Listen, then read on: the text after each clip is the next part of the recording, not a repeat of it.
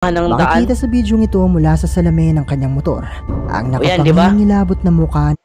O ayan, in-stop ko na mga idol para klarong-klaro nyo. Hello YouTube, Romel Reaction. Welcome to my channel. At may panibago tayo ngayon mga idol na i-react na nakakatakot na video. Galing po ito sa YouTube channel ni Sir Crips. Ayan. At syempre kung bago ka rin kayo sa channel na ito ay mag-subscribe na rin kayo. At pwede rin kayong mag-like sa ating video. Ayan. At huwag na rin itong patagalin. Tirahin na natin to bago pa tirahin ng iba. Let's play. Sir Crips.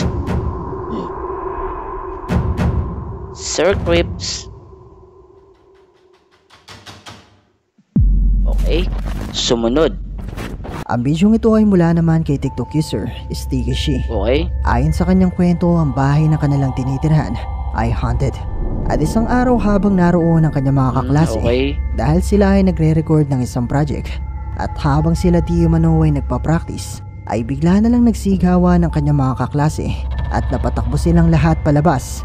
Matapos di umano may magpakitang anino sa mga ito.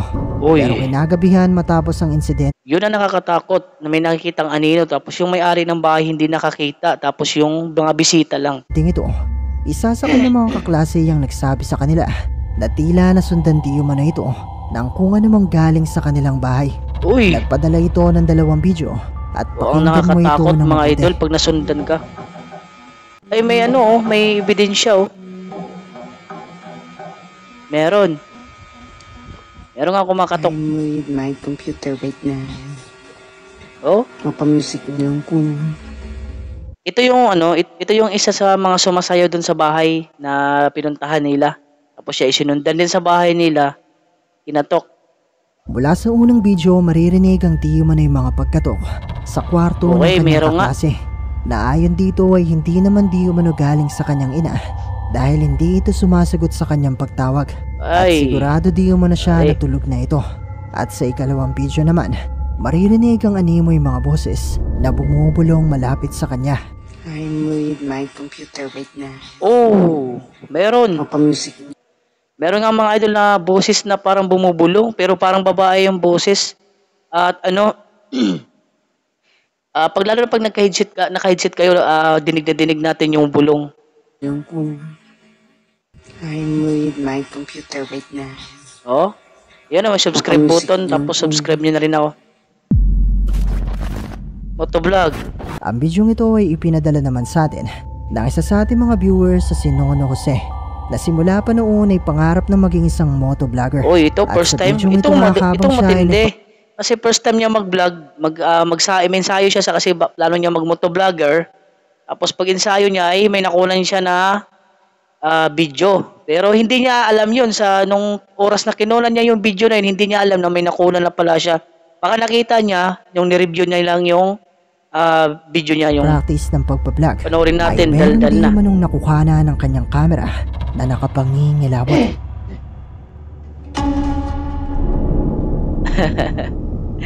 Ayan upo tayo Ayan.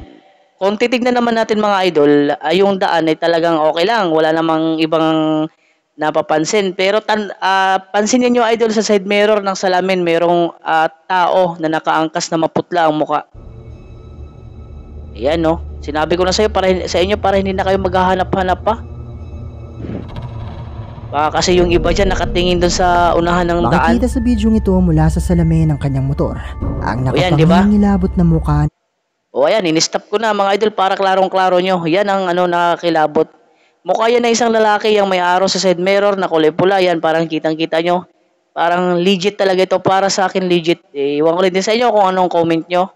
Ng isang lalaki na tila ba nakaangkas sa kanya. Yun, di ba?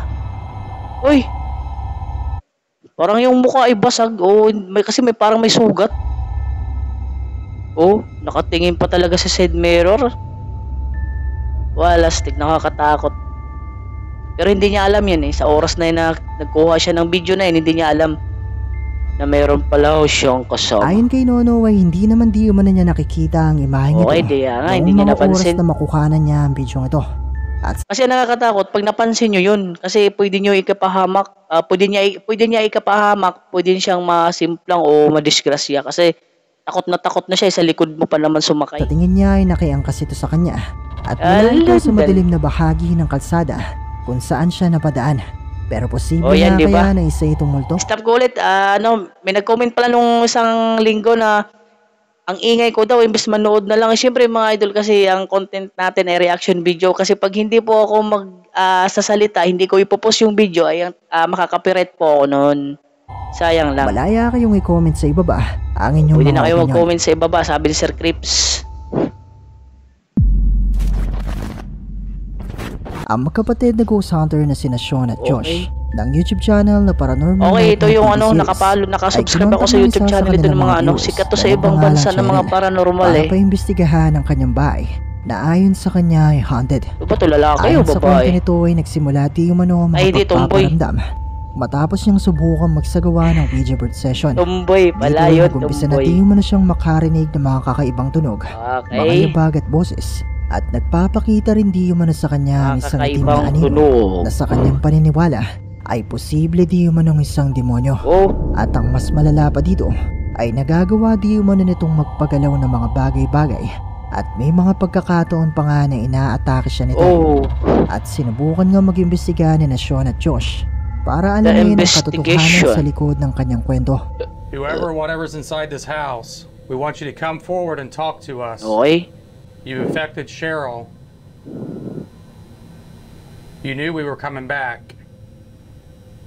Were you conjured up through the Ouija board? Pakinggan ng mabuti. Okay, may sumagot. May sumagot. Meron nga sumagot na me too. Pero, siguro pag naka-headset lang din kayo, talagang klarong-klaro talaga ang boses na may boses din. Talagang sumagot sa kanila. Too Cheryl voice. Ay, hindi, babae. Voice. Me too. It can sound like it came from back there. And the crazy thing is, there's a thunderstorm moving in right now. I don't know what that voice I just heard back there. I'm telling you, I walked in that back room I and. feel like something freaking touched me. Are you touching me? Oh, We're not scared of you at all. Did you hear it? may sumilip sa ano eh. Who's back here? Yung may sumilip, di ba kayo ng mga idol sa bintana na anino na itim? Tapos ano, basta pag naka-headset ka, yung sound kasi narinig mo yung mga ano ng pinto, pag mga yabag ng bahay, paglakad nila. There's somebody in here. Ito yung tinatawag na night vision camera. Ginagamit Boy, nila. you scared? Narinig ng dalawa ang isang boses na animoy gumagaya kay Cheryl. Gayong wala naman ito roon noong mga oras na sila ay nag-iimbestiga. Okay. At bago pa man makaramdam si Josh na may humawak sa kanya, ay nakuha na ng nakasetap nilang camera mula sa labas. O yun oh. Ang tila isang anino na Nino. umangat mula sa sahig. Sabi na baka daw demonyo pero wala naman sungay.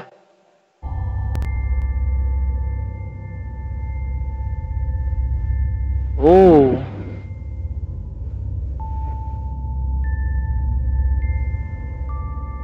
Matatandaan Meron. na ayon sa kwento ni Cheryl, ay madalas Si Cheryl din pala siyang isang tomboy. nakakita ng isang anino. At sa tingin niya na Tomboy. Josh ay posibleng ito ang nakuhanan nila sa bidyong ito. Okay, may tunog.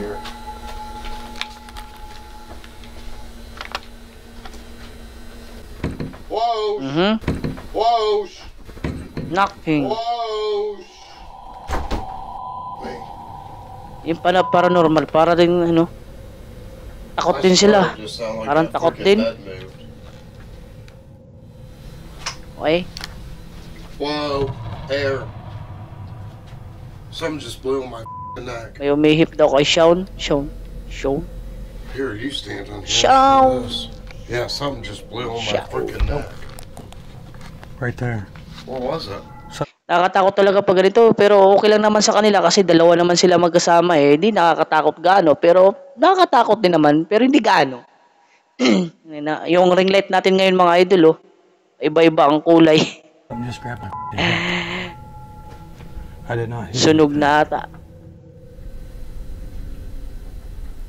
Ang ring light, Wow. neural reaction. Whoa! Whoa! Oh, Holy I told you. I command you in the name of Jesus Christ. Okay. Come forward and show yourself. Ano yun? Whoa, alarm! Alarm! Tumunog ang isa sa kanilang device. You knew we were coming, didn't you? We're here to save Cheryl. You're a freaking coward. Okay. I don't know if I just caught that, but I swear it looked like a black shadow off to the right. Black Shadow. Like right between the REM pod Ano kaya and the natin? wall there. Medyo mahaba pa ata You yung ano wanted a nila eh. battle. Oops, ano daw? Holy what the hell? Okay. Okay, mataas nga yung video nila mga idol. Pinorward ko konti. If you are by me, shut that off again. Okay, ito yung may-ari ng bahay, itong tomboy. I am not no fool. You're the fool. Did something happen to you Okay. here? Did you used to live here? Put in bedroom. Satanic. What do you mean? Okay, may sumagot, may satanic? sumagot pa rin. Are you trying to come after me? Ayos mga idol, may sumagot din sa kanya pero astig yung may-ari ng bahay, itong tumboy na to kasi nakipagsagutan siya eh. At matapang din siya, matapang. I'm not leaving. Okay. This is my home. Oo, sa kanya daw. Sa You kanya daw yung need to leave. bahay na yan. This is my home. I live here now. Not Okay, ang tapang you. na naman ay ano, ate ay kuya pala. Ano yun? Ano yun? Me running. There was a huge fucking black shadow right next to the fucking window. Okay, may anino? Oo. Meron nga mga idol. May anino nga na parang humampas sa pinto at nakita din sa kanilang camera. Pero wala naman siya live kasi nandiyan naman silang dalawa sa loob. Walang ibang tao doon sa labas, syempre, 'di ba? At saka yung may-ari ng bahay andun din naman sa loob ng bahay nakipag-usap sa mga ano, adik na multo. Habang nakikipag-ugnayan si Cheryl ay agad naman siyang Okay. nakakatanggap ng mga salita na animoy Lakasan ko na lang. sumasagot sa kanya. Gayunpaman ay hindi siya nagpatalo dito. Leave. Matapang pa rin niya itong nilalabanan. Samantala habang ang dalawa naman ay naroon sa loob ng kanilang sasakyan, ay nagulat si Sean nang makarinig siya ng malakas na paghampas sa bintana. Okay, meron At ng mga talaga. sandaling ito ay nakita di umano ni Josh ang isang anino na nakuhanan din naman ng O, kanilang di ba? night May vision anino camera. talaga doon sa may pinto. Oh, ayan na. Bago hinampas eh, mano muna yung may anino talaga doon sa ano eh, sa bintana, sa salamin. Oh, di ba? Oh, di ba? Oh, meron. Meron.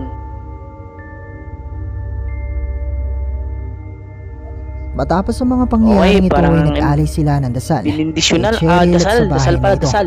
sa pag-asang mapapaalis nito ang kung anumang gumagambala dito. Kung gusto nyo mapanood ang kabuuan ng video ito at ang iba O nasa YouTube channel nila, alam na namin sasabihin mo, Sir Crips. Pero yung matapang talaga yung tomboy, gawat siya lang mag-isa data sa bahay nila nakatira, pero hindi talaga siya umalis. Hindi, kasi yung iba natatakot eh. Pero siya hindi kanilang natatakot. mga investigasyon, bisitahin at mag-subscribe na rin kayo sa Paranormal kanilang YouTube Night. channel na Paranormal Nightmare TV series. Okay. Yun na nga, nakasubscribe nga ako sa kanila. Airsoft Gym. Ang video ito ay mula naman kay TikTok user Okay, ito Airsoft Kevin Gym. Aton. Parang naging multo At dito ang naman Airsoft ito Gym. isang araw habang siya ay nasa isang airsoft game at ibinahagi niya ang video ito sa TikTok matapos di man ng may mangyaring kakatwa na nakuhanan din naman ng kanyang camera. Okay. Oh. Uy, binaril pa. Pucha. Mula sa video ito makikita Pucha, nakakatakot yun kasi nakita natin mga idol, akala niya ay kalaro niya pa yun. Kasi ano lang yun eh, Airsoft Gaming. Akala niya kalaro niya pa yun. Tapos yan ay binaril niya kasi sumilip dun sa may pader eh. Pero nung nilapitan niya, ay walang tao. May ang tila gulay. ulo ng isang tao na nasa likuran ng Di ba pader na ito. sumilip pa oh. Agad naman niya itong pinaputukan at tinamaan niya ito. Pero nang magtungo na siya sa kinaroroonan Wala. nito, ay tila ba naglako Wala na ito. nga, oh. Oh, itim lang. Putya. Yan oh, sa may pader sumilip pa oh. Pero itim eh. Walas. Maririnig pa natin sa bidyong ito na sinubukan pa niya itong gulatin. Pero siya pala ang masusurpresa dahil wala namang tao na naroon. Pero posible nga kaya na isang multo ang nakita niya nung araw na ito? Kaya na ang bahalang humusga. Pero para sa akin parang legit yun kasi gawat hindi naman inaasahan yun tapos merong ganun dun. Legit yun para sa akin, ayoko rin sa inyo. At syempre mga idol, hanggang dito na rin ang video na ito kasi tapos na rin ang video ni Sir Krebs. At maraming salamat po sa inyong panonood. Huwag kalimutan mag-subscribe. At maraming salamat po.